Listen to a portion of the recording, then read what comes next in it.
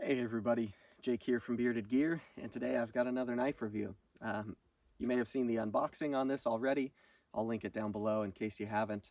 But this is the Microtech SBD Dagger. It's a collaboration with Borka, and this might be the coolest knife I own. So let's dive into it a little bit.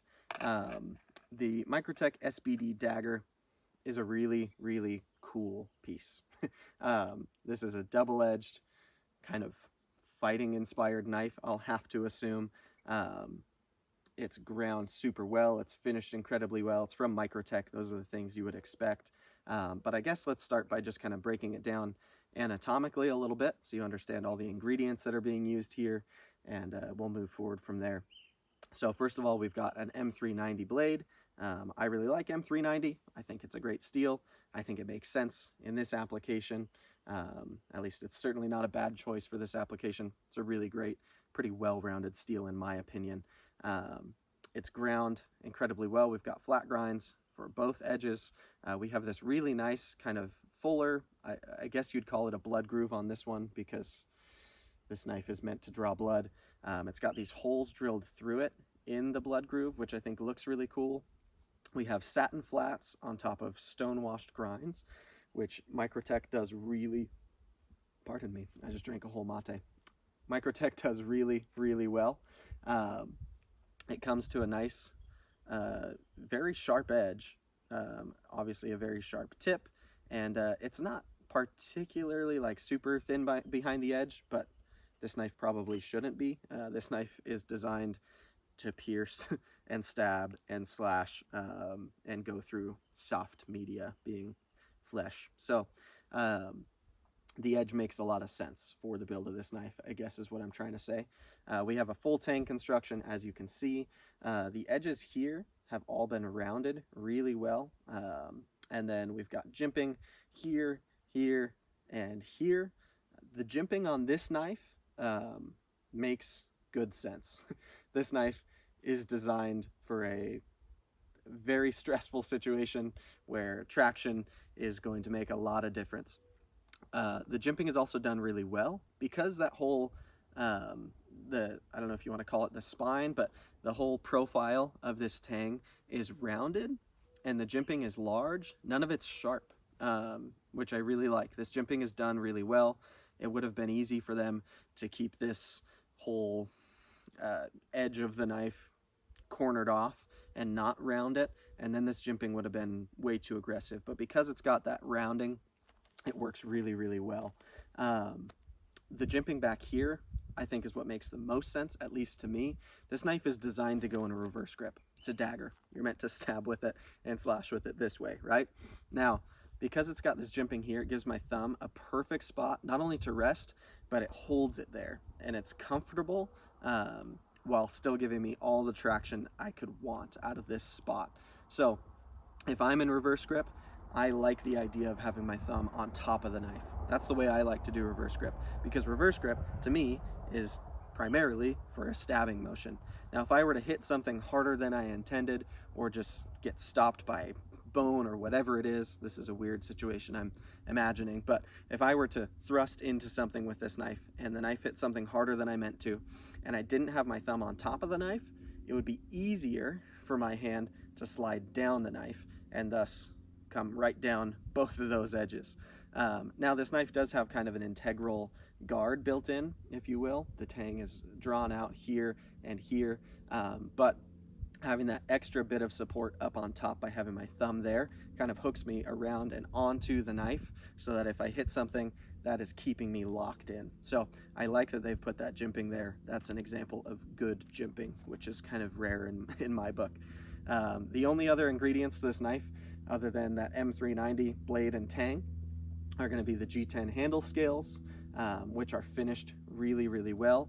This G10 isn't inherently finished in like a grippy way, but they've put these really nice grooves into it and they've shaped it really well. So not only is it rounded around the knife this way, but we've got these swells. So it's a little bit thicker here at the very butt, and then it thins down, and then it gets thick again right at the middle, thins down, and gets thick again right at the guard. So it gives me this nice swell right in my palm, regardless of whether I'm having it forward and hammer grip, saber grip, or if it's in reverse grip, feels good no matter what. And these kind of grooved out cuts here in the G10 are kind of just like the jimping. They're really tractiony, but they're not painful to hold on to. Even without gloves, this knife feels locked in without feeling like it's tearing up my hand. So I really like that. I feel like it's done very well. The hardware is nice. I assume Microtech makes this hardware. I know they make a lot of their own hardware.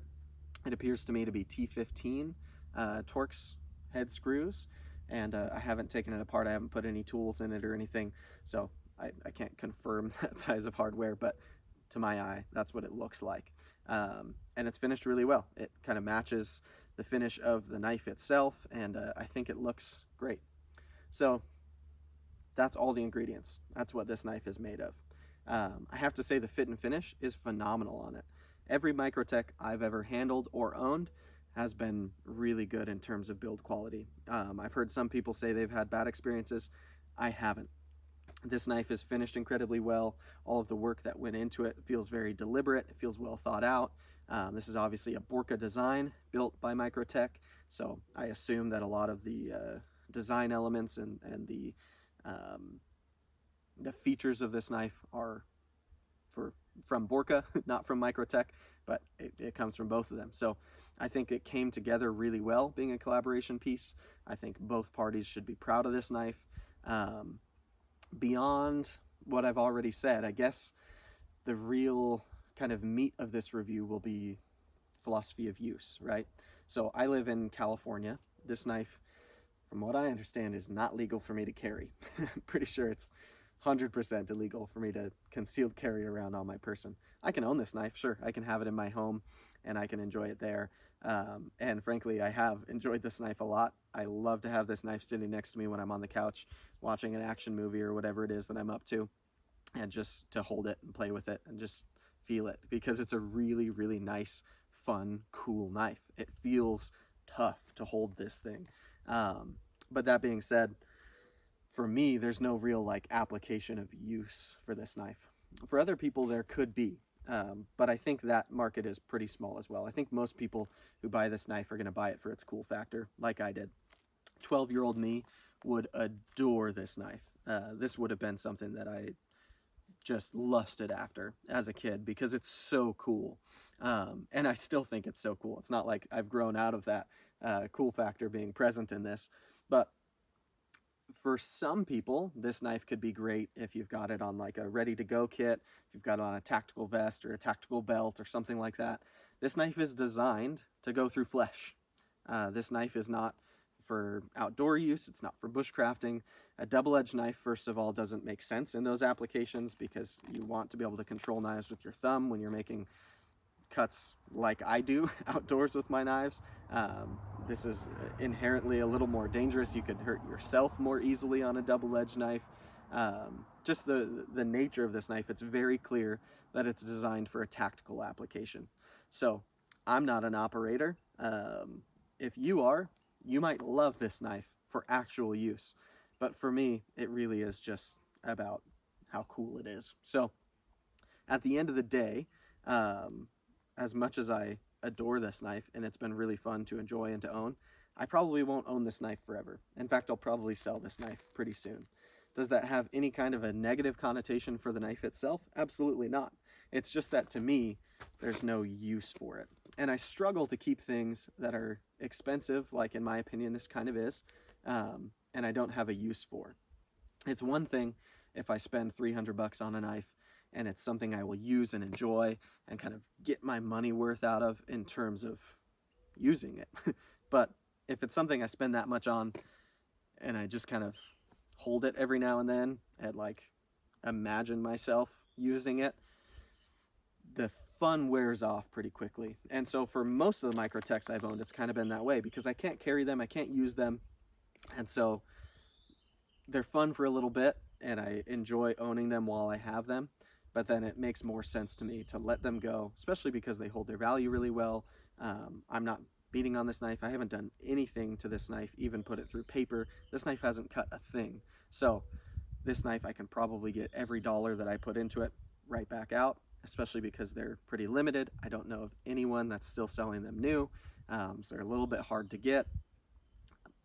I might as well pass this along to somebody else who can either enjoy it like I did, who can think it's fun and cool and play with it a little bit and just admire it for what it is, or maybe the person who buys it is somebody who actually is an operator in the real sense of the word, or who really does have an application for this knife where they can put it to use. And if so, more power to them. I think that's awesome. But yeah, at the end of the day, I don't think this knife is going to be a total keeper for me, just because the utility of it isn't really there in my life. So again, nothing against this knife. I am so glad that I bought it, and I really appreciate that I've been able to kind of scratch the itch. I saw this knife on Instagram. That's how I found out it existed, and I immediately wanted one. It's just so cool. And so if I hadn't owned it, I would still be wanting one, and I wouldn't know kind of what I'm missing out on, and it would have bothered me at the end of the day. There are certain knives that do that to me, where when I see them, I just really want to experience them. And this is one of those. And so I'm super glad that I own it, although I don't know how much longer I will. So I'll let that be that. I don't need to ramble anymore about that philosophy. But I'm going to go ahead and put this in front of the camera real quick before I finish up this review. That way you can see all of the details up close and personal. And yeah, let's turn you around. All right. So here is the SBD Dagger in all of its glory. As you can see, this knife just screams cool factor. It's such a rad knife. I really appreciate how well built this knife is, and how well thought out the design is, and just how cool they made it. It's not even necessarily that this is such like a daring design. Daggers have existed for a long time, and there are daggers similar to this, but the way that this all came together, the material selection, the finishing, the aesthetic, just the subtle design choices feel very Microtech, and they feel very cool. I've owned several Microtechs, but this is my first Microtech fixed blade. It's my first double-edged Microtech, and it's so cool to me. So as you can see, we do have stone washing on the bevels, the grinds, and then we've got satin flats, and then it's actually stone washed as well in the blood groove or fuller, whatever you want to call that, which I think is a really nice touch that they went into that space and finished it like that. All of the laser etching looks really good. This knife was made in January of 2020. Serial number is 67, which happens to be my lucky number. That was super lucky that this is the one that I just got. We can see it's stamped M390, USA, and then we've got Borka's insignia there. Now, the G10, as I mentioned, has this awesome kind of grooves. It's groovy, milled into it. It's got great hardware, and you can see what I was talking about with the swells of the handle, the way it swells for the palm, and then again at the tail and at the kind of guard there. I think that looks great. I love that the guard is integral, the way that they've shaped the tang of this blade to be the guard. I think that looks great, feels great, works great. The ring back here, I don't think I mentioned when I was in front of the camera, it doesn't really serve a purpose in my book. I guess kind of when I'm in saber grip, my pinky kind of lands there, which is weird. It just kind of goes right in there and gives me like an indexing point or a frame of reference as to where I am on the knife. I don't feel like it would really hold the knife in my hand any more secure, but that's just where it wants to land. But this isn't like a karambit ring where it's big enough to put my pointer finger through or anything like that. It's not gonna work in that application, but it is ringed back here for whatever reason. This jimping is excellent, as well as the jimping here and here. It's all just rounded so well. I feel like people could take a lesson from this style of jimping. Sometimes jimping is just too aggressive, and it wants to shred your skin instead of keeping your finger in place. And so this is jimping that wants to keep your finger in place, and I like that. The back side of this blade, obviously we have no laser etching or anything like that, no markings, so it's just sterile, if you will. And yeah, this knife is just gorgeous. It's really cool looking. The sheath is great. The sheath is like a carbon fiber finished Kydex. You can see it's got this awesome weave to it, front and back. It's got a little drain hole down here.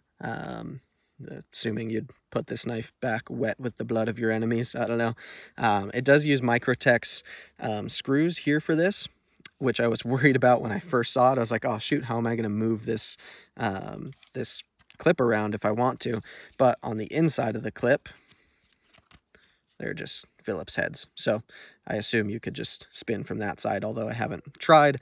I imagine that would be fairly easy to swap this around.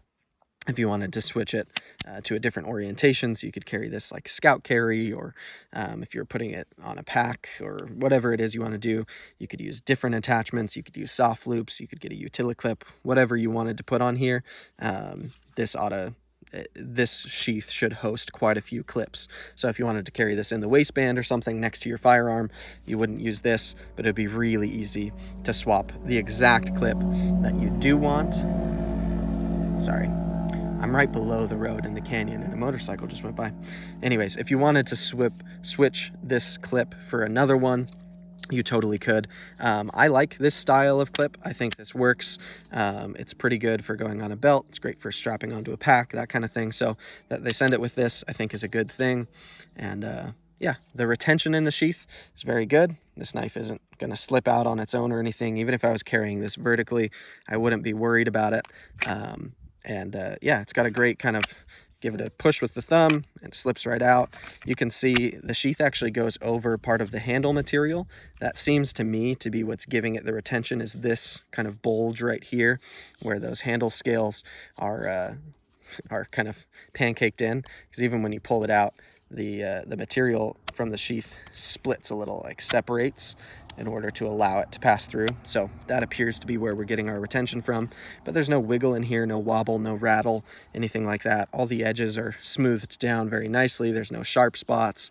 So this is a great sheath from factory for the knife.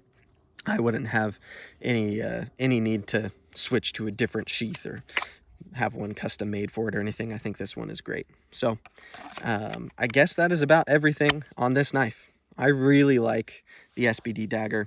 Again, I'm super glad that I got to own one and experience one. And even though I'm pretty sure I'm going to be selling this real soon, just so I can get something else that I can actually use. Yeah, I'm pumped that I got to have it, that I got to experience it, and it is so cool. It's a knife that I'll always remember owning, even if I do let it go, because it's really cool. It's probably the coolest knife I've ever owned, and I wish I could hand it to 12-year-old me and just see my own reaction, because I would have loved this thing. So there you have it. That is the Microtech Borka SBD Dagger.